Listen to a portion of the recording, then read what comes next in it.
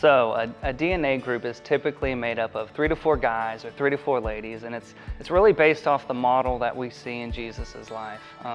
In Scripture we see Jesus teaching the crowds as they gathered, and that's similar to our Sunday morning gatherings. But then we also see he goes deeper with his disciples, and with just the 12 of them, they're able to ask questions and get personal on some things, and that's a lot more like our missional communities, our family gatherings there. But we also see that Jesus had his inner circle, so Peter, James, and John, and he took them places and shared with them things he didn't share with the rest, and that's DNA.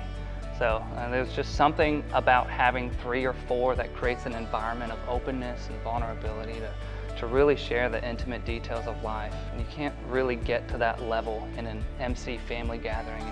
Definitely can't get to it in a Sunday morning setting. I would not describe myself as someone super confident in my faith, and I was worried I wasn't at like a high enough level in my relationship with God to participate. But what I quickly learned was that DNA was exactly what I needed to deepen my understanding of the gospel and of Jesus. Every week we take time to check in on each other's lives, then we refer to scriptures and practice reading with discovery in mind. I have learned to not just read the Bible as a story of a bunch of people from a long time ago, but to really try and discover and understand who God is, what He's done, who we are, and how we live in light of those truths. So my DNA group is 4 guys, and we get together every week. When we started, we spent some time really just telling our stories, asking each other questions, and really just helping each other to see how Jesus is the hero of our stories. We have a passage of Scripture that we dig into each week, and we try to see how it answers the 4 questions that we talk about here at New City. Who is God? What has He done? Who am I? And how should we live? And that's just a launching point for conversation and opening up to each other, speaking the truths of the gospel to each other. And it doesn't really matter if we get through the passage.